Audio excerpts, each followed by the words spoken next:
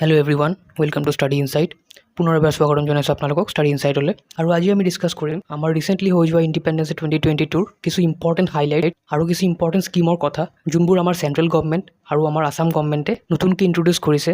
মানে যেতিয়া আমাৰ honourable PM Shri Narendra Modi speech দি আছিলে ৰেড ফৰ্টৰ পৰা, তেতিয়া বহুত স্কিম আৰু বহুত ধৰণৰ কথা কৈছে। চ' সেইবোৰ বহুত ইম্পৰ্টেণ্ট হয় as a current affairs, because সেইবোৰ এক্সামত অহাৰ চান্সেছ বহুত বেছি। চ' সেইবোৰ কি হাইলাইটছ হয় আমাৰ ইণ্ডিপেণ্ডেন্স ডে 2022ৰ, আৰু তাৰো ভিতৰতো বহুত মেজৰ স্কিমছ আছে যোনবোৰ ইণ্ট্ৰডিউচ কৰা হৈছে। চিমিলাৰলি আমাৰ আছাম গভৰ্ণমেণ্টো বহুত ধৰণৰ স্কিম ইণ্ট্ৰডিউচ কৰিছে। যেতিয়া আমাৰ মুখ্যমন্ত্ৰী ডাঙৰীয়াই পতাকাটো উত্তোলন কৰি আছিলে ভেটেনেৰী গ্ৰাউণ্ড খানাপাৰাৰ পৰা, তেতিয়া তেখেতে স্পীচ দিছে। ত' এই স্পীচত তেখেতে বহুত ধৰণৰ স্কিম ইণ্ট্ৰডিউচ কৰাৰ কথা কৈছিলে। আৰু অনাগত কালত যিবোৰ স্কিম আহিব আৰু যিবোৰ ষ্টেপ লোৱা হ'ব আমাৰ অসম ষ্টেটটো প্ৰগ্ৰেছ কৰাৰ কাৰণে, চ' সেইবোৰ লৈ কিনে বহুত কথা কৈছে। চ' সেইবোৰ বহুত ইম্পৰ্টেণ্ট হয় ফৰ এভৰি এক্সাম পাৰ্চপেক্টিভ। সেইবোৰ জানি লোৱাটো বহুত দৰকাৰ আমাৰ যিকোনো এক্সামৰ বাবে। সেইবোৰ ওপৰতে আজি আমি এই ভিডিঅ'টো ৰাখিম। বহুত ইম্পৰ্টেণ্ট হ'ব এই ভিডিঅ'টো আপোনালোকৰ কাৰণে এটা আটাইতকৈ ইম্পৰ্টেণ্ট কাৰেণ্ট এক্সাম প্ৰিপেৰেশ্যন পইণ্টতো বহুত হেল্প কৰিব আপোনালোকক। আৰু ভিডিঅ'টো ষ্টাৰ্ট কৰাৰ আগত মই আপোনালোকক জনাই থ'ব গৈছোঁ, যদি আপোনালোকে আমাৰ ছ'চিয়েল মিডিয়া হেণ্ডেলছবোৰ ফ'ল' নাই কৰা, তেতিয়াহ'লে কাইণ্ডলি ফ'ল' কৰি ল'ব পাৰে, বিকজ আমি তাতে ভিডিঅ'জৰ আপডেট, কাৰেণ্ট এফেয়াৰ্ছৰ আপডেট দি থাকোঁ। আৰু যদি আপোনালোকে আমাৰ ৰেপিড ৰিভিজন বুকটো পাৰ্চেছ নাই কৰা, তেতিয়াহ'লে কাইণ্ডলি পাৰ্চেছ কৰক, বিকজ তাতে গোটেইখিনি অসম কাৰেণ্ট এফেয়াৰ্ছ আৰু গোটেইখিনি ইম্পৰ্টেণ্ট কাৰেণ্ট ইভেণ্টছ লগাই মেলি সেই কিতাপটো বনোৱা হৈছে। বহুত ইম্পৰ্টেণ্ট ৰোল প্লে' কৰিব, আপোনালোকৰ ৰিভিজনটো বহুত ইজি কৰি দিব। লিংক থাকিব ডিছক্ৰিপশ্যনত। চ' ফাৰ্ষ্ট অফ অল, আমাৰ অনাৰেবল PM শ্ৰী নৰেন্দ্ৰ মোদী ক'ৰ পৰা স্পীচ দিছিলে ইণ্ডিপেণ্ডেন্স ডে 2022ত? ৰেড ফৰ্টৰ পৰা। ৰেড ফৰ্টত তেখেতে পতাকা উত্তোলন কৰাৰ পিছত তাৰ পৰাহে এটা হাফ এন আৱাৰৰ স্পীচ দিয়ে। সেই স্পীচটোত তেখেতে বহুত ইম্পৰ্টেণ্ট হাইলাইটছ, বহুত ইম্পৰ্টেণ্ট কাৰেণ্ট ইভেণ্টছৰ কথা কৈছে।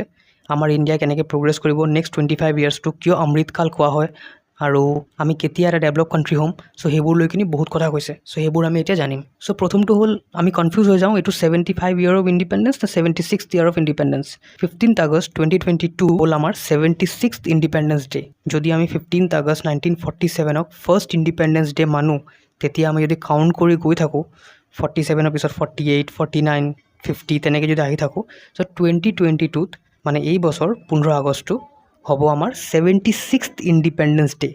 আৰু যদি আমাক মানুহে কয় যে এইটোতো আমাৰ 76th ইণ্ডিপেণ্ডেন্স ডে, কিন্তু কিমান বছৰ ভাৰতে কমপ্লিট কৰিলে ইণ্ডিপেণ্ডেন্স, তেতিয়া এনচাৰটো হ'ব 75 ইয়াৰ অফ ইণ্ডিপেণ্ডেন্স। কিয়, মই আপোনাক বুজাই আছোঁ। 15 আগষ্ট 1947 হ'ল আমাৰ ইণ্ডিপেণ্ডেন্স ডে, মানে প্ৰথম ইণ্ডিপেণ্ডেন্স পালে ভাৰতে।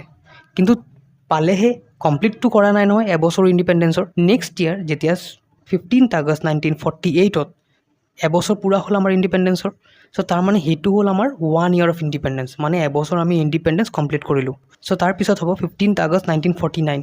চ' তেতিয়া আমি কমপ্লিট কৰিলোঁ 2 বছৰ অফ ইণ্ডিপেণ্ডেন্স। চ' তেনেকৈ গৈ থাকিব, গৈ 15 আগষ্ট 2022ত আমি কমপ্লিট কৰিলোঁ 75 ইয়াৰ অফ ইণ্ডিপেণ্ডেন্স।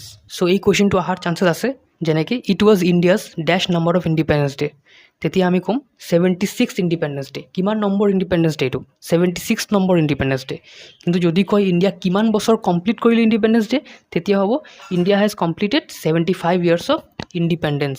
তো নেক্সট হ'ল, প্ৰথমবাৰৰ বাবে মেক ইন ইণ্ডিয়া হাউইটজাৰ গান ইউজ কৰা হ'ল চেলিউট দিয়াৰ কাৰণে। মানে ইণ্ডিয়াৰ প্ৰধানমন্ত্ৰী যেতিয়া ৰেড ফৰ্টৰ পৰা স্পীচ দিয়ে, তেতিয়া এটা চেৰিমনিয়েল চেলিউট দিয়া হয় আমাৰ হাউইটজাৰ গান, মানে যোনবোৰ বন্দুক আছে, 21 তোপকৈ চালামী বুলি কয়, 21 বাৰ তোপকেইটা জ্বলাই এটা চেৰিমনিয়েল চেলিউট দিয়া হয় আমাৰ ৰাষ্ট্ৰীয় পতাকাত আৰু আমাৰ প্ৰধানমন্ত্ৰীক। চ' এইবাৰ প্ৰথমবাৰৰ বাবে মেড ইন ইণ্ডিয়া বন্দুক ইউজ কৰা হ'ল। মানে এই যোনটো বন্দুক ইউজ কৰা হৈছিল 21 তোপকৈ চালামী দিবলৈ, ইমান দিনা ব্ৰিটিছৰ বন্দুকে ইউজ কৰা হৈছিল। চ' সেই মেড ইন ইণ্ডিয়া বন্দুকটোৰ নাম কি? নামটো হ'ল ATAG, এডভান্স টাউড আৰ্টিলাৰী গান। এডভান্স টাউড আৰ্টিলাৰী গান। চ' এই বন্দুকটো কোনে বনাইছে? এই বন্দুকটো বনাইছে DRDO। এইটো বহুত ইম্পৰ্টেণ্ট কুৱেশ্যন হয়। আমাৰ defence research and development organisation DRDO বনাইছে এই বন্দুকটো। আৰু এই বন্দুকটো DRDO অকলে বনোৱা নাই, দুটা আৰু প্ৰাইভেট কোম্পানী লগ লাগি মেলিহে এই বন্দুকটো বনাব পাৰিছে। এটা হ'ল ভাৰত ফৰ্জ, এটা হ'ল টাটা এডভান্স ছিষ্টেম। টাটাও জড়িত আছে এই বন্দুকটো বনাবলৈ। এই বন্দুকটোৰ ৰেঞ্জ কিমান? এই বন্দুকটোৰ ৰেঞ্জ হ'ল 40 কিলোমিটাৰ, 40 কিলোমিটাৰ ৰেঞ্জ হয়। চ' কুৱেশ্যন তেনেকৈ আহিব পাৰে, name the made in India howitzer গান that was the part of 21 gun salute for the first time since Independence Day on the eve of Independence Day 2022. তেতিয়া answer হ'ব advance towed artillery গান ATAG। Next হ'ল আমাৰ হৰ ঘৰ Tiranga campaign. এই হৰ ঘৰ তিৰংগা কেম্পেইনটো ইমান বেছি ইম্পৰ্টেণ্ট কিয় হয়? বিকজ এইটো জেনেৰেট কৰিলে বিজনেছ 500 কোটি টকাৰ। এই যে পতাকাকেইটা বিক্ৰী হ'ল মাৰ্কেটত, এইবোৰ লৈ কিনি ইণ্ডিয়াত টোটেল 500 কোটি টকাৰ বিজনেছ কৰিলে আৰু কিমান পতাকা বিক্ৰী হ'ল 30 কোটি 30 crore নেশ্যনেল ফ্লেগ চ'ল্ড দিছ ইয়াৰ আৰু জেনেৰেট কৰিলে ৰেভিনিউ কিমান 500 কোটি টকাৰ ৰেভিনিউ জেনেৰেট হ'ল চ' কুৱেশ্যনটো আহিব পাৰে PM Modi's Har Ghar Tiranga campaign generated business of how much crore and how many flags were sold in India? It generated rupees 500 crore and more than 30 crore national flags sold this year. Next হ'ল PM Modi যেতিয়া speech দি আছিলে তেতিয়া PM Modi এটা প্ৰতিজ্ঞা কৰিলে মানে এটা প্লেজ দিলে আৰু এটা প্ৰমিছ কৰিলে যে নেক্সট 25 ইয়াৰ্ছৰ ভিতৰত মানে 25 বছৰৰ ভিতৰত ভাৰতক ডেভেলপিঙৰ পৰা ডেভেলপ কাণ্ট্ৰি বনাব ডাঙৰ এটা ষ্টেপ হয় ডেভেলপিঙৰ পৰা ডেভেলপ বনাবলৈ ইমান ইজি নহয় চ' নেক্সট 25 ইয়াৰ্ছত ভাৰত বনিব ডেভেলপিঙৰ পৰা ডেভেলপ এইটো প্ৰমিছ কৰিলে নেক্সট 25 ইয়াৰ্ছ মানে হ'ল আমাৰ 2047 আমাৰ ইণ্ডিয়া ডেভেলপ হ'ব লাগিব 2047ৰ ভিতৰত as per PM Modi next 25 ইয়াৰ্ছে কিয় চিলেক্ট কৰিলে বিকজ এতিয়াতো আমাৰ 75 ইয়াৰ্ছ কমপ্লিট হ'ল নেক্সট 25 ইয়াৰ্ছত আমি কিমান কমপ্লিট কৰিম আমি কমপ্লিট কৰিম 100 ইয়াৰ্ছ মানে century India will complete 100 years of independence মানে আমাৰ 100 বছৰ কমপ্লিট হৈ যাব ইণ্ডিপেণ্ডেঞ্চৰ মানে আমি এটা চেঞ্চুৰী কমপ্লিট কৰি পেলাম এজ এ ফ্ৰী কাণ্ট্ৰি চ' সেইবাবে এইটো অকলে সম্ভৱটো নহয় কাণ্ট্ৰি যিমান ইউথ আছে চব মানুহ লগ লাগি মেলি এটা ভাল নীতিৰে চলিলে ভালদৰে কাণ্ট্ৰিখন ৰান কৰিলে তেতিয়াহে ডেভেলপ হ'ব পাৰিব জাপান এনেই ডেভেলপ নহয় জাপান এটা কৰ্মস্থ দেশ হয় যাতে প্ৰতি ঘৰ মানুহ কাম কৰি মেলিহে পইচা কমায় সেইকাৰণে সিহঁতি ইমান ডেভেলপ আমাৰ ইয়াতে তেনেকুৱা ছিষ্টেম নাই আমাৰ ইয়াতে যিমান মানুহে ফ্ৰী বিচাৰে তেনেকুৱা কোনো দেশত নহয় ইয়াতে ইলেকশ্যনত অকল কৈ দিয়ে যে আমি এইটো বস্তু ফ্ৰীত দিম এইটো বস্তু ফ্ৰী দিম আমাক ভোট দিয়ক জিকাবলৈ চ' সেইবোৰ বস্তু ইণ্ডিয়াত আছে বেছি বাহিৰত তেনেকুৱা বস্তু নাই আৰু যিবোৰ দেশত এইবোৰ বস্তু আছে সেইবোৰ দেশ কমপ্লিটলি ডিষ্ট্ৰইড হৈ গ'ল চ' যেনেকৈ শ্ৰীলংকা এজ এ এক্সাম্পল শ্ৰীলংকাত ইমান ফ্ৰী দিছে মানুহক ইমানেই ফ্ৰী দিছে সেইটো এটা ৰিজন হয় যে শ্ৰীলংকা এতিয়া চেছ কমপ্লিটলি পুৰা ক্ৰাইচিছত আছে এইটো বস্তু চাব লাগিব আমাৰ চ' সেইকাৰণে PM Modiয়ে আমাক 5টা প্লেজ মানে 5টা প্ৰতিজ্ঞা ল'ব ক'লে প্ৰথম প্ৰতিজ্ঞাটো হ'ল নেক্সট 25 বছৰ আমাৰ দেশক দিব ক'লে প্ৰত্যেকটা ব্যক্তিক ক'লে যে তুমি যোনটো কাম কৰা কিছুমান কাম নিজৰ দেশৰ কাৰণেও কৰিবা নিজৰ লাইফটো নেশ্যনেল ডেভেলপমেণ্টৰ কাৰণে দিব ক'লে নেক্সটটো হ'ল হেভিং ডেভেলপড ইণ্ডিয়া সপোন চাব ক'লে যে দেশটো ভালদৰে আমি ডেভেলপ কৰিম এনেকুৱা নহয় যে কৰাপশ্যন কৰিম সেইটো কৰিম কৰাপশ্যন যদি কোনোবা কৰি আছে আমি সেইটো মানুহৰ নজৰত আনিম যেনেকৈ হওক এনেকুৱা নহয় যে আমি নিজৰ কামটো ওলাবলৈও নিজেও অলপ কৰাপশ্যন কৰি ওলাই যাম তেনেকুৱা নহয় নেক্সটটো হ'ল ৰিমুভিং এনি চাইন অফ চাৰ্ভিলিটি আমি কাৰো আণ্ডাৰত তেনেকৈ ছাৰ্ভিচ নকৰোঁ সেইটো তেনেকৈ নুবুজায় সেইটো বুজাইছে যে আমি যেনেকৈ আগতে ব্ৰিটিছাৰৰ আণ্ডাৰত আছিলোঁ তাৰ আগতে আমাৰ পৰ্টুগীজে ৰুল কৰিলে তাৰ আগতে ফ্ৰেঞ্চে ৰুল কৰিলে চ' তেনেকুৱা নহয় আমি as a independent country free country আমি আগুৱাই যাম নেক্সটটো হ'ল প্ৰাইড ইন হেৰিটেজ আমাৰ নিজৰ কালচাৰ আমাৰ নিজৰ ট্ৰেডিশ্যনৰ ওপৰত আমি প্ৰাইড ৰাখিম আৰু 5 নম্বৰটো হ'ল unity and fulfilling hour duties আমি ইউনিটি ৰাখিম চব ধৰণৰে মানুহৰ লগত আমি মিলিম এনেকুৱা নহয় যে জাতি লৈ কিনি আমি কিবা এটা ক'ম তো আমাৰ ডিউটিখিনি আগতে কমপ্লিট কৰিম নেক্সট তেখেতে কৈছে world looks at India with pride এতিয়া ভাৰতৰ ষ্ট্ৰেচাৰটোৱে বেলেগ হৈ গ'ল এতিয়া ইউক্ৰেইন ৰাছিয়াৰ ক্ৰাইচিছ হ'ল আমাৰ ভাৰতে মাজতে দুটা কাণ্ট্ৰি আমাৰ ভাৰতৰ লগত ভাল চ' দুটা কাণ্ট্ৰিয়ে ভাৰতক বিচাৰিছিলে চ' সেইটো বস্তু আমি চালোঁ যে ইণ্টাৰনেশ্যনেলি এতিয়া ইণ্ডিয়াৰ ইম্পৰ্টেঞ্চটো বেলেগেই হৈ গ'ল এতিয়া অলপ বিকজ ইণ্টাৰনেশ্যনেলি ইণ্ডিয়া এটা বহুত ডাঙৰ ৰ'ল প্লে' কৰে নেক্সটটো হ'ল ইণ্ডিয়াছ টেকেড মানে হ'ল টেকন'লজিৰ জেনেৰেশ্যন এতিয়া যোনটো টেকন'লজি জেনেৰেশ্যন চলি আছে এইটোৰ ওপৰত ইণ্ডিয়াৰ কিমান ডাঙৰ এটা ইনফ্লুৱেঞ্চ আছে সেইটো আপুনি ভাবিব নোৱাৰে বিকজ USA যিমান টেকন'লজি কোম্পানী আছে তাৰে ভিতৰত ডাঙৰ কোম্পানী CEO ইণ্ডিয়ান হয় ডাঙৰ কোম্পানী যিবোৰ ৱৰ্কাৰ হয় তাতে ইণ্ডিয়ান হয় গাল্ফত যিমান মানুহ কাম কৰি আছে গাল্ফ মানে হ'ল আমাৰ মিডিল ইষ্ট ৰিজন যেনেকৈ ওমান ডুবাই চাউদি আৰেবিয়া সেইবোৰ কাণ্ট্ৰিত যিমান মানুহ কাম কৰি আছে তাৰে 50% মানুহ ইণ্ডিয়ান হয় ইণ্ডিয়ান মানুহ এনেকুৱা নহয় যে অকল ল' ষ্ট্ৰেচাৰত কাম কৰি আছে ইণ্ডিয়ান মানুহ ল' ষ্ট্ৰেচাৰতো কাম কৰি আছে আৰু হাই ষ্ট্ৰেচাৰতো কাম কৰি আছে চ' তেনেকৈ চাব গ'লে আমাৰ ইণ্ডিয়াৰ ইম্পৰ্টেঞ্চটো ইন টেকন'লজি ছেক্টৰ বহুত ডাঙৰ India already 5G network launch কৰি দিলে এয়াৰটেল 5G আহি গ'ল ইণ্ডিয়াত চিপ মেনুফেকচাৰিং কৰি আছে চিপ মানে হ'ল আমাৰ মোবাইলৰ যোনবোৰ চিপ থাকে চ' সেইবোৰ মেনুফেকচাৰিং কৰি আছে এতিয়া ইণ্ডিয়া 76,000 crore টেণ্ডাৰ ওলালে আৰু ক'লে যে জেগাই প্লেন বহাব এই চিপ মেনুফেকচাৰিঙৰ কাৰণে এই চিপ মেনুফেকচাৰিঙৰ যোনটো হাব হয় মানে আটাইতকৈ ডাঙৰ কাণ্ট্ৰি যোনটো চিপ মেনুফেকচাৰিং কৰে গোটেই ৱৰ্ল্ডত সেইটো হ'ল টাইৱানৰ এটা কোম্পানী আছে TSMC এই কোম্পানীটো ৱৰ্ল্ড লিডাৰ হয় এই চিপ মেনুফেকচাৰিঙত চ' টাইৱানো আমাক ইণ্ডিয়াক হেল্প কৰিব এই চিপ মেনুফেকচাৰিংটো ছেট আপ কৰিবলৈ ইণ্ডিয়াত নেক্সটটো হ'ল ডিজিটেল ৱৰ্কিং এভৰিৱেৰ এতিয়া আমি চাই আছোঁ আমি যোনটো জেগাত যাওঁ ডিজিটেলি আমি ৱৰ্ক কৰোঁ এতিয়া ডিজিটেল ৱৰ্কে আটাইতকৈ বেছি ইম্পৰ্টেণ্ট হয় আৰু এইটো আমাৰ লাইফ ইজি কৰি দিছে আমি কেতিয়াও ভাবিব নোৱাৰোঁ 2015-16 আগৰ কথা যেতিয়া ৰিভলিউশ্যন নাই হোৱা ইণ্টাৰনেট ৰিভলিউশ্যন কোনে কৰিলে ইণ্ডিয়াত ৰিলায়েন্সে কৰিলে জিঅ' আহি কিনিহে 4Gখন দিলে জিঅ' আহি কিনি 4Gখন ডাটা পেকখন যদি ইমান কম দামত নিদিলে হয় তেতিয়া আমাৰ ইয়াতে ইণ্ডিয়াত ইণ্টাৰনেট ৰিভলিউশ্যন নহ'লে হয় কেতিয়াও বিকজ ইণ্ডিয়াৰ BSNLটো শেষৰ পথত প্ৰাইভেট ছেক্টৰে এটা বহুত ডাঙৰ ৰোল প্লে' কৰে কিবা এটা কাণ্ট্ৰি ৰিভলিউশ্যন আনিবলৈ। আমি ইউ এছৰ এক্সাম্পল চাওঁ, ইউ এছত কিমান বস্তু গভৰ্ণমেণ্টে কণ্ট্ৰল কৰি আছে। প্ৰাইভেট ছেক্টৰৰ কোম্পানীখিনিহে গোটেই ইউ এছ এখন কণ্ট্ৰল কৰি আছে। গুগল, ফেচবুক, এপল, এমাজন, এই 4টা ৱৰ্ল্ডৰ বিগ 4 জায়েণ্ট হয়। সিহঁতৰ নিচিনা বিগ 4 জায়েণ্ট ৱৰ্ল্ডত আৰু কোনো কোম্পানী নাই। চ' সেই ৰোলটো প্লে' কৰে এটা ডাঙৰ প্ৰাইভেট ছেক্টৰে। নেক্সট হ'ল আত্মনিৰ্ভৰ ভাৰত। আত্মনিৰ্ভৰ ভাৰতৰ মই এটা এক্সাম্পল দিব খুজিছোঁ আপোনালোকক। বহুতে আত্মনিৰ্ভৰ ভাৰত লৈ কিনি হাঁহে, ইণ্ডিয়া এতিয়ালৈকে আত্মনিৰ্ভৰ হ'বই নোৱাৰিলে বহুত ছেক্টৰত। হয়, সেইটো হয়, কিন্তু কিছুমান বস্তুত আমি আত্মনিৰ্ভৰ হ'বলৈ ট্ৰাই কৰি আছোঁ আৰু কিছুমান ছেক্টৰত আমি অলৰেডি আত্মনিৰ্ভৰ হৈ গৈছোঁ। যেনেকৈ আজিৰ পৰা 2 বছৰ আগত যেতিয়া PM মোদী স্পীচ দি আছিলে, তেতিয়া PM মোদীয়ে কৈছিল যে আমি টয়জ মানে খেলনা ছেক্টৰটোত আমি ৱৰ্ল্ডৰ ভিতৰত এটা টাইমত ডমিনেট কৰিছিলোঁ। বিকজ ইণ্ডিয়া আগতে মাটি, যোনবোৰ আমাৰ টেৰিকটা, তাৰপিছত মাটি দি কিনি খেলনা বনোৱা, চ' সেই বস্তুটো ইণ্ডিয়াৰ পৰাহে জেনেৰেট হৈছে। বাহিৰত তেনেকুৱা খেলনাৰ ছেক্টৰটো আগতে ইমান ইনফ্লুৱেঞ্চ কৰা নাছিল। চ' এটা টাইমত আমি ডমিনেট কৰিছিলোঁ। বাট যেতিয়া প্লাষ্টিক ইণ্ডাষ্ট্ৰি আহি গ'ল, যেতিয়া চিপ মেনুফেকচাৰিং প্লাষ্টিক আহি গ'ল, চাইনা যেতিয়া খেলনা বনাব ধৰিলে, সৰু সৰু টৰ্চ, বেটাৰী, সেইবোৰ এটা আপুনি চাইছিলে যেতিয়া টৰ্চ কিনিব গৈছিলে মাৰ্কেটত, অকল চাইনিজ প্ৰডাক্টে আছিলে। চাইনিজ প্ৰডাক্ট এভৰিৱেৰ ক'ব গ'লে।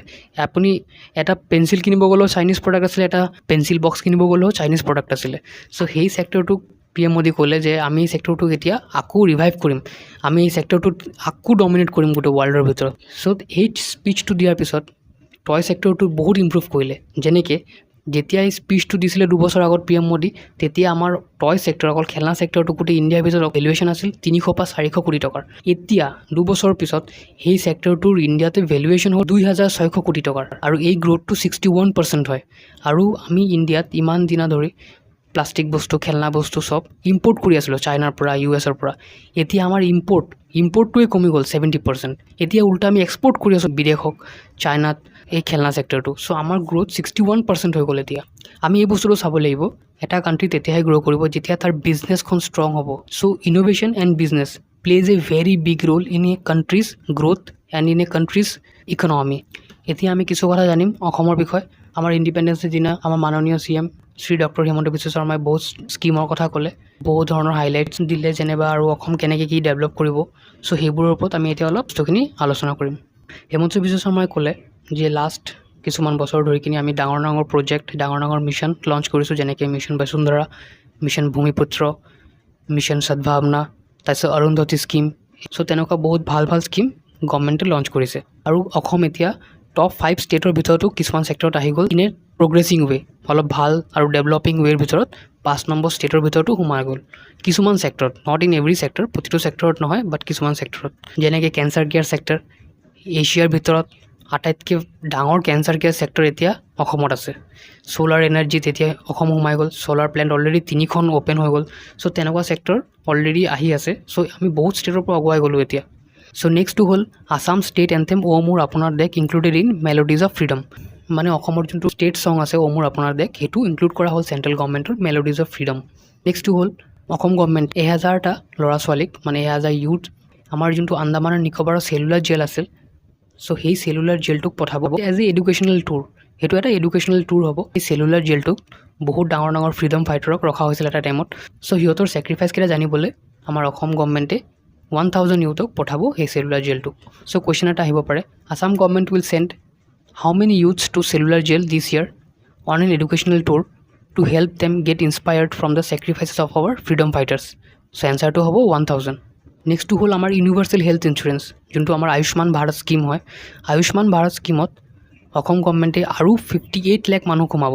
আগতে যিমান মানুহক ইনক্লুড কৰা হৈছিলে, তাৰ পিছত এতিয়া আৰু 58 লাখ মানুহক সেই স্কিমটোত ইনক্লুড কৰা হ'ব। তাতে 5 লাখ টকাৰলৈকে বেনিফিট পোৱা যায়। কিবা এটা আপোনাৰ বেমাৰ হৈছে, সেই বেমাৰটো আপুনি 5 লাখ টকাৰ ভিতৰত আপুনি ফ্ৰীত চিকিৎসা কৰাব পাৰিব। আৰু এইটো ছেপ্টেম্বৰ মাহত আৰু 10,000টা গভৰ্ণমেণ্ট এপইণ্টমেণ্টছ আহি আছে।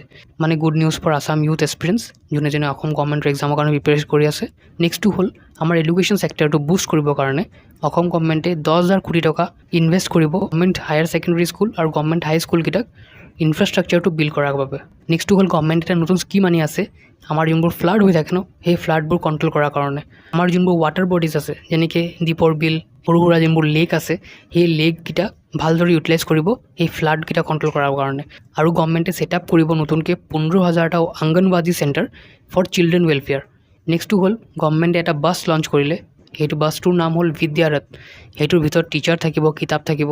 চ' তেনেকুৱা এটা স্কুল বাছ, এটা সৰু সুৰা এটা স্কুল বাছৰ ভিতৰত সেইটো লঞ্চ কৰিছে। আৰু এইটো লঞ্চ কৰাৰ এটা এইম হ'ল যে এলিমেণ্টাৰী এডুকেশ্যন, মানে সৰু ল'ৰা ছোৱালীক এটা ষ্টাৰ্টিঙত এটা 1 2 3 4 এটা এডুকেশ্যন দিবৰ কাৰণে দ্য EWS ষ্টুডেণ্টছ, মানে ইকনমিকেলি উইকাৰ ষ্টুডেণ্টছ, যোনবোৰ ল'ৰা ছোৱালী ইকনমিকেলি উইক হয় সিহঁতৰ বাবেহে এই বিদ্যাৰথ স্কীমটো লঞ্চ কৰা হৈছে।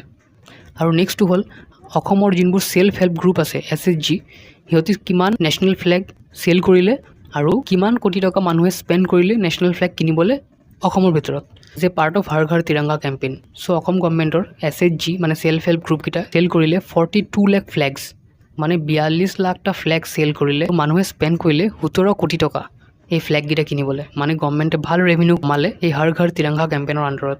চ' কুৱেশ্যনটো যদি এনেকৈ আহে, Assam self help group have sold how many flags and earned how much revenue as a part of Har Ghar Tiranga campaign, তেতিয়া এনচাৰটো হ'ব Assam government has sold 42 lakh flags and earned around 17 crore as a part of Har Ghar Tiranga campaign. চ' আজিৰ বাবে ইমানে। যদি আপোনালোকৰ ভিডিঅ'টো ভাল লাগি থাকে তেতিয়াহ'লে লাইক শ্বেয়াৰ কমেণ্ট কৰিব, আৰু কমেণ্ট ছেকশ্যনত নিশ্চয় জনাব আপোনালোকৰ আৰু কি কি টপিকৰ ওপৰত ভিডিঅ' লাগে। আৰু যদি আপোনালোকে মোৰ লগত কণ্টেক্ট কৰিব বিচাৰে তেতিয়াহ'লে এইটো মোৰ ফেচবুক পেজ হয়, ইণ্ডিয়া ফাৰ্ষ্ট এডুকেশ্যন, তাতে গৈ মেলি আপোনালোকে মোৰ লগত কণ্টেক্ট কৰিব পাৰিব। So thank you for making me a part of your day. Happy learning. God bless you all.